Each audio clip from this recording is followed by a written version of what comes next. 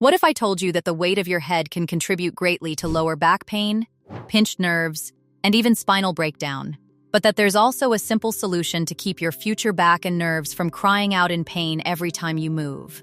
I want you to imagine this.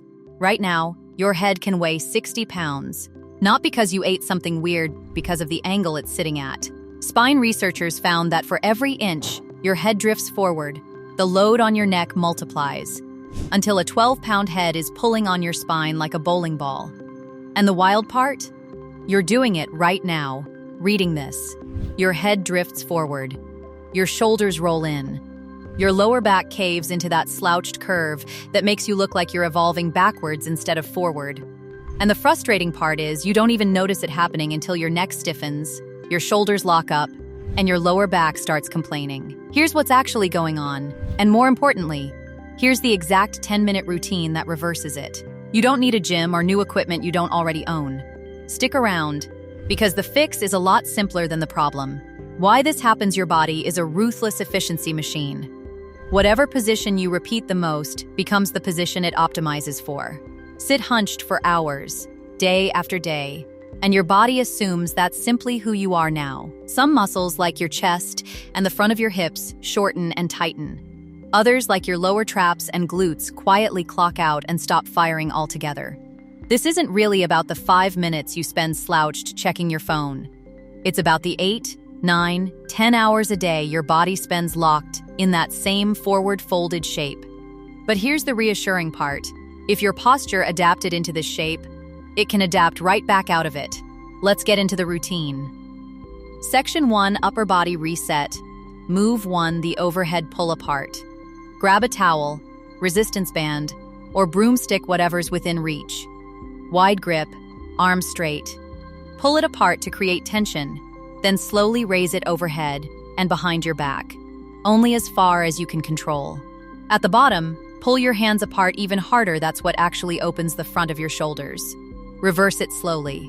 As your mobility improves, narrow your grip over time. Don't force it in one session. 10 to 20 reps, and you'll usually feel your shoulders sit back on their own. Move to the chin tuck.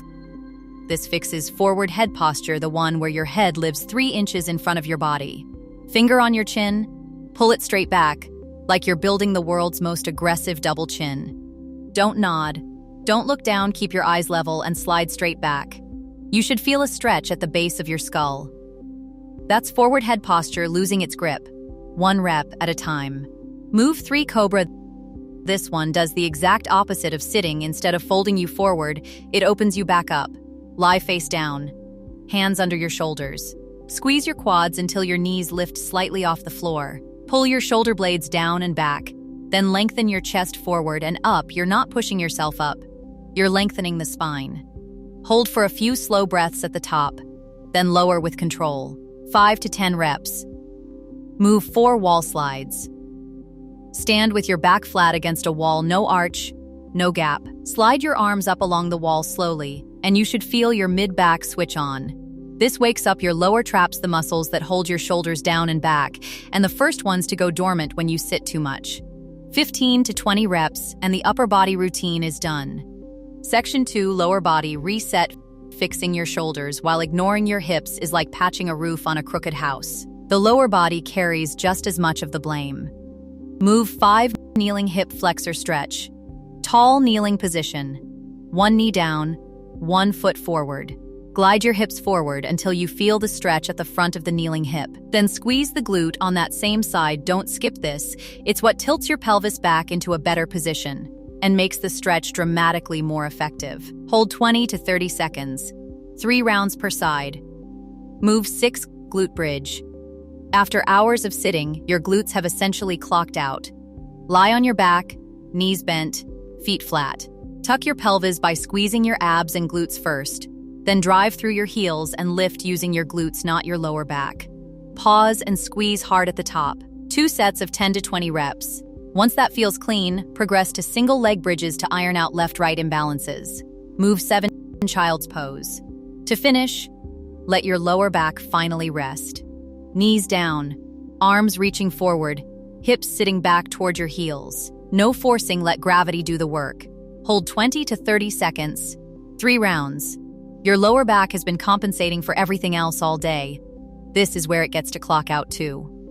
How to actually use this: screenshot that list before you go any further. Now here's how to use it without turning your day into a boot camp. If you sit for long stretches, staying seated for hours straight quietly wrecks both your posture and your focus. So instead of waiting until you're stiff, take a short movement break roughly every hour. Alternate upper body routine on one break, lower body on the next. A few minutes is enough to pull your body out of that slouched shape. Just make sure you hit both routines at least once a day. Close the bigger picture, but even the best exercises are only part of the story.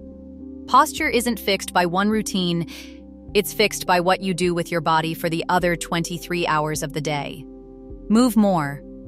Break up long sitting sessions. Walk, and lifting weights does double duty here. Two strong muscles hold you upright. Weak ones let gravity win. If you want posture that actually sticks, that's the piece most people skip. If this helped, you know what to do. Like it, save it for your next desk day, and subscribe to Fitness 2 Go for more amazing tips for happy, healthy living.